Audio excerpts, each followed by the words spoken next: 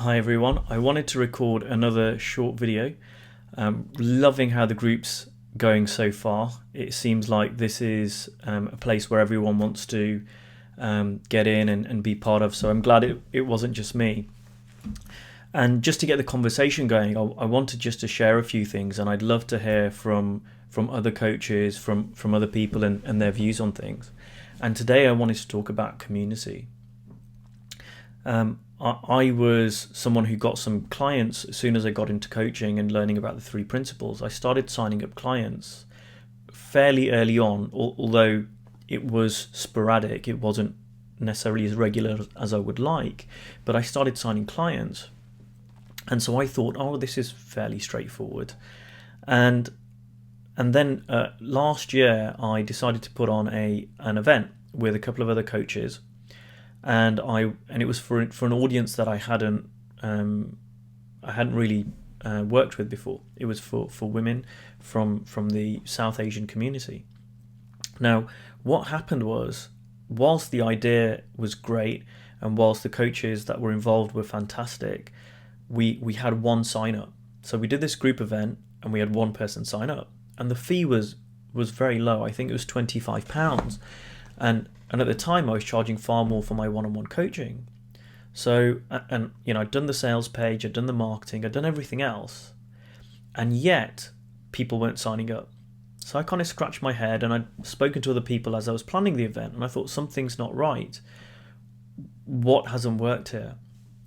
And one thing that I discovered was I was marketing or trying to sell tickets to an event, but this can be true for one-on-one coaching as well, to a community who didn't know me.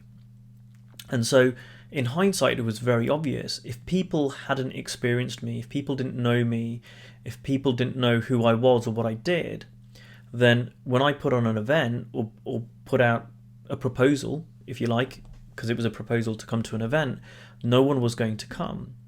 And so one thing I realized was, with all the clients I'd got up to that point, they had all come from the self-development community, which I had been involved in for 10 years. And specifically from parts of the self-development community where I was active, on online forums, where I was active in groups where I'd taken part in previously in my previous years. And so all of my clients were coming from places where people already knew me. Now, this is very obvious, but it wasn't something that was obvious to me when I started out. I felt like I had to go out somewhere into the Wild West and kind of capture these mythical clients, or mythical high paying clients. And what I see now, actually, there's a lot of value in creating community. And since then I've created various little communities. I've got the Powerful Men's Group, which I create for that kind of community, men who are from that self-development world, because a lot of my clients come from there. I've created an alumni community for people who are ex-clients of mine, because that's another place where they can do further work with me, and it's a place where I can create more clients. And so what I really wanted to maybe raise awareness of, in my opinion, is for us to create community, and there are lots of ways to do that, for us as a prerequisite, if you like, or to enable us to create clients. One of the ways to do this is to create a meetup group. Another way is an online community. I guess this is a form of a community that I'm creating. And rather than do that as a three principles community, which you can also do, what I found is look for things that people are looking for. So for me, I saw that there was a need for people, or for men who were really into the self-development world, who wanted real deeper change, more sustainable change. So I've created the Powerful Men's Group. But there could be lots and lots and lots of different communities that you might want to create. It could be women entrepreneurs, it could be chefs, it could be politicians, it could be people working in corporate who want to transition into full-time employment. But creating that community, in my opinion, really helps. I know James Day is on this group, and he's been creating a community for traders. That's a group of people he wants to work with. So I find a lot of people publicizing and marketing to the Three Principles community.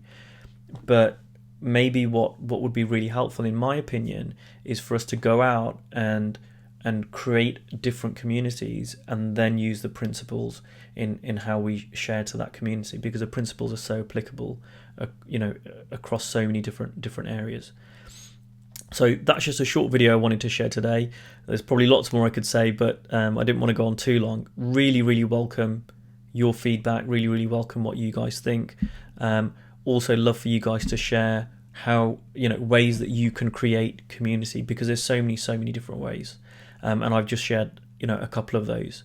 So blog posts on websites, is one way people do that. Twitter is another way to do that. But then there's so many ways. Regular groups as well is another way. In-person groups for whatever reason you can create. So just a short video. Hopefully it'll start some discussion. Hopefully we'll get some ideas going. Feel free to totally disagree with me. I'm here to learn as well, and really look forward to what everyone comes up with. All right, guys.